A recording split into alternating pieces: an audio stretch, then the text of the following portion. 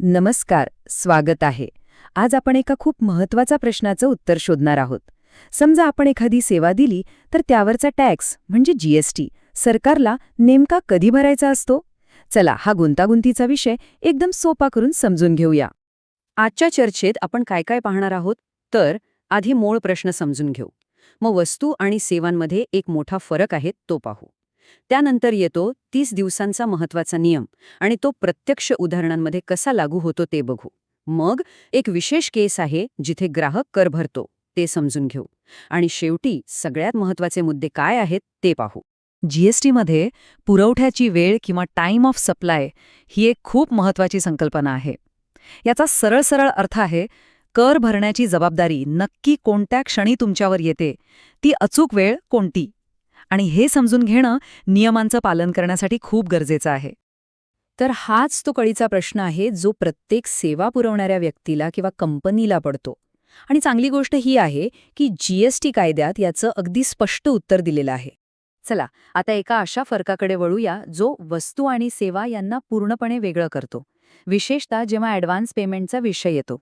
हा फरक समजला की पुढचे नियम समजायला खूप सोपं जाईल. आता बघा, इथेच सगळा खेळ आहे.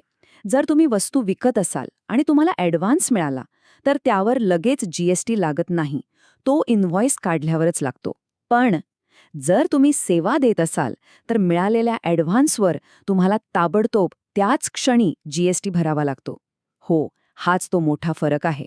आणि सेवांमध्ये ॲडव्हान्सवर कर लागतो. याच कारणामुळे पुढचा नियम खूप महत्त्वाचा ठरतो.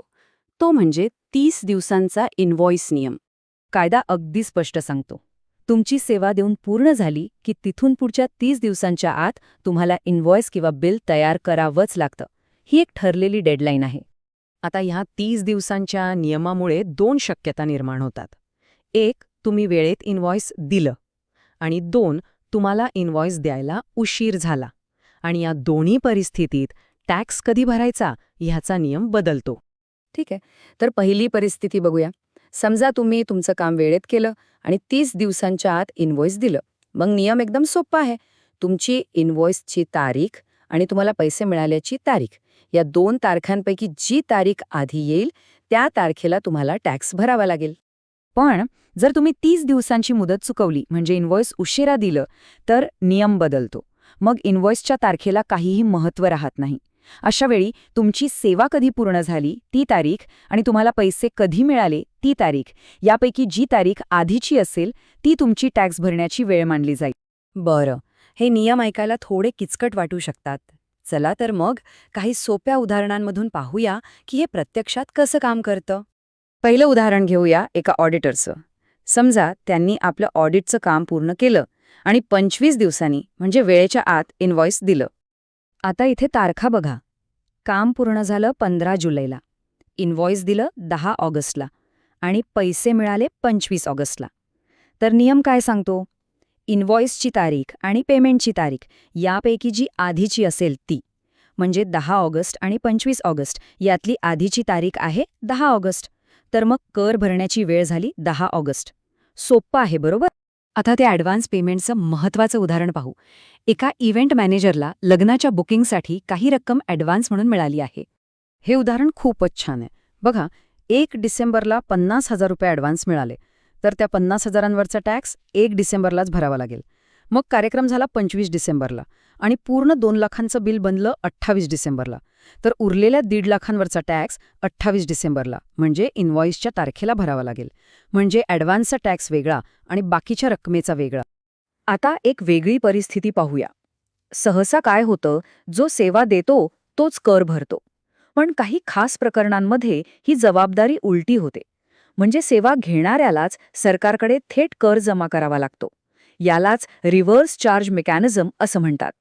या परिस्थितीत नियम थोडा वेगळा आहे. इथे टॅक्स भरण्याची वेळ कोणती? तर पेमेंटची तारीख किंवा पुरवठादाराच्या इनव्हॉइसच्या तारखेपासून बरोबर 61वा दिवस. या 2 तारखांपैकी जी आधी येईल ती तारीख. हो, तर हा आकडा लक्षात ठेवणं महत्त्वाचं आहे. 61.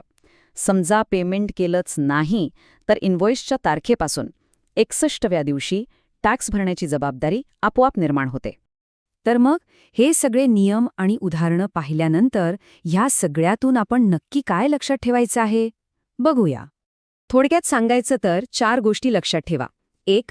सेवांसाठी मिळालेल्या ॲडव्हान्सवर लगेच टॅक्स लागतो. 2.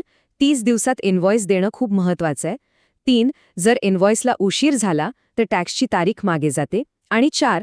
रिव्हर्स चार्जच्या केसमध्ये 61 दिवसांचा विशेष नियम आहे. आणि शेवटी एक महत्त्वाचा विचार.